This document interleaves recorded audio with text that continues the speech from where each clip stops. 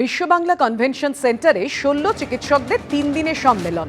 Antibiotic রেজিস্ট্যান্সের ওপর চিন্তাভাবনা করছেন চিকিৎসকরা।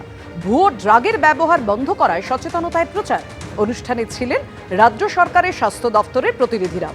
সম্মেলনে ছিলেন হুর একজন প্রতিনিধিও।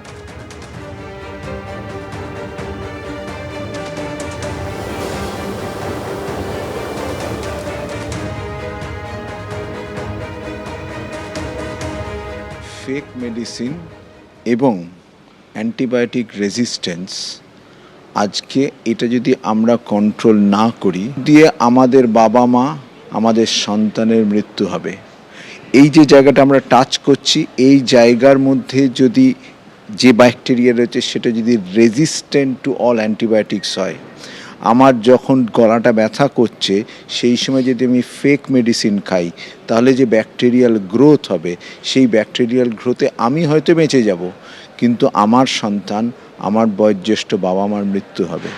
সেই কারণে আমাদের প্রচণ্ড গুরুত্বপূর্ণ, এবং এই মুহূর্তে যেটা ডকুমেন্টেড এভিডেন্স বলছে, $3 trillion will be washed away from the global economy in 10 years because of this problem. সেই জন্যে আমাদের ছোট্ট প্রচেষ্টা, কিন্তু আমরা নিশ্চিত এইটা রিপুলের মতো একটা রেভলিউশনের জায়গায় গিয়ে পৌঁছবে। দেখুন, সবার নজর ছিল যেদিকে, যে যোগ্য চাকরিহারারা তারা কি বাড়তি সময় পাবেন, কারণ ডেডলাইন ছিল 31শে ডিসেম্বর। নবম, দশম ও একাদশ দ্বাদশে নিয়োগ প্রক্রিয়া শেষের সময়সীমা বাড়ল। নিয়োগ প্রক্রিয়া শেষের সময়সীমা বাড়ালো সর্বোচ্চ আদালত। 31শে অগস্ট পর্যন্ত চাকরি করতে পারবেন যোগ্য চাকরিহারারা। 2025-এর 31শে ডিসেম্বরের বদলে সময়সীমা বেড়ে 2026-এর 31শে অগস্ট হলো। 8 মাস বাড়ল নিয়োগ প্রক্রিয়া শেষের সময়সীমা। 31শে অগস্ট পর্যন্ত চাকরি করতে পারবেন যোগ্য চাকরিহারারা। 31শে অগস্ট পর্যন্ত বেতন পাবেন যোগ্য চাকরিহারারা।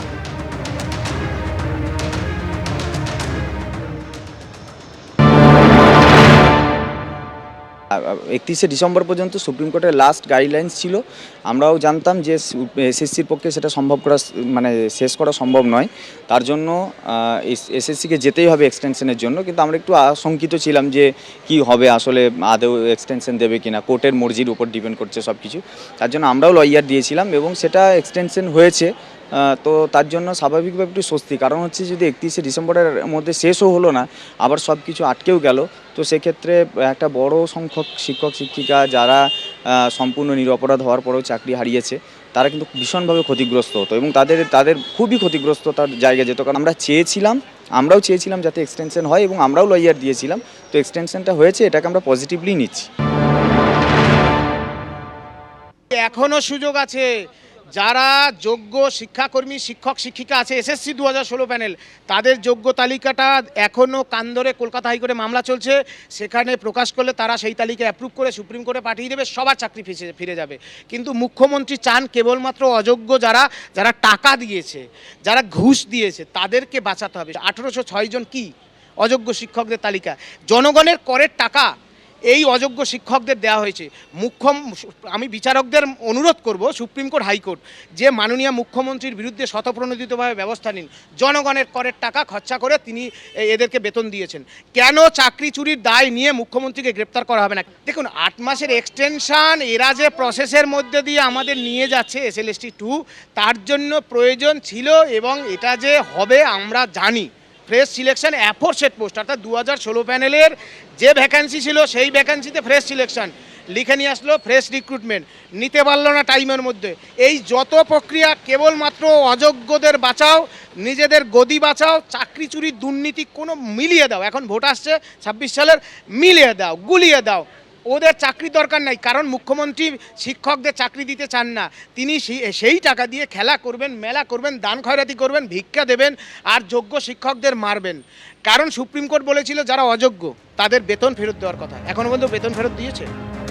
অর্থাৎ চাকরিহারা শিক্ষকরা এটাই প্রশ্ন তুলছেন এবং তাদের এটাই দাবি যে সাময়িক স্বস্তি নয়, দীর্ঘস্থায়ী সমাধান চাই এবং সেটা দিতে পারবে রাজ্য সরকার আর এসএসসি তাদের সদিচ্ছা।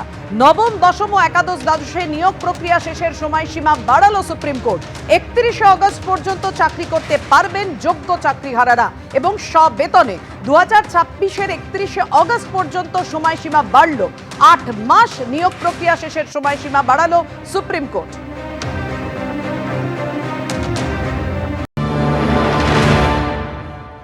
এটা কাম্যই ছিল, কারণ একটা নিয়োগ প্রক্রিয়া হতে কতটা সময় লাগতে পারে সেটা যারা করে এবং যারা এই প্রসেসের মধ্যে দিয়ে যায় তারাই জানে।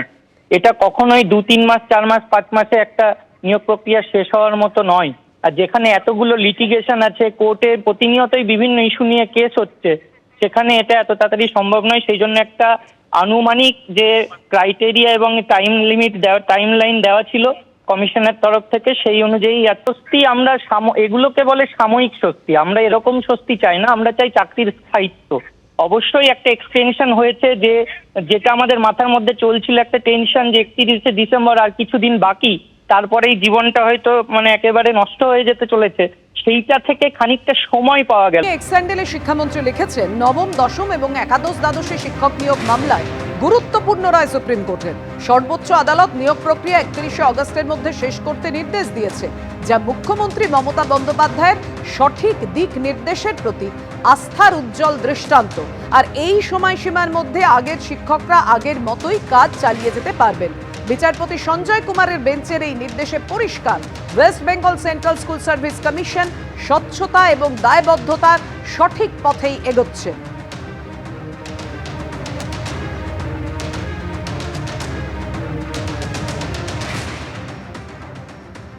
আর এই নিয়ে বিকাশ রঞ্জন ভট্টাচার্য এবং কল্যাণ বন্দ্যোপাধ্যায় আইনজীবী কি বলেছেন পরপর। ওরা দরখাস্ত করে বলেন যে আমরা শেষ করতে পারিনি, অনেকগুলো স্টেপ নিতে হবে, এখনো রেকমেন্ডেশন আসবে, তারপরে মেডিকেল, তারপরে পুলিশ ভেরিফিকেশন, এইসবের জন্য সময় লাগবে, তাই একটু আমাদের সময় দাও। তা আদালত ওদের আগস্ট পর্যন্ত সময় দিয়েছে। আপনারা তো একটা আপত্তি জানাচ্ছিলেন। আমরা আপত্তি জানাচ্ছিলাম যে এই বাহানা করে ওরা এই যাদের ইলিগাল অ্যাপয়েন্টমেন্ট হয়েছে তাদের অ্যাপয়েন্টমেন্ট কিছুদিন টানতে চাইছে।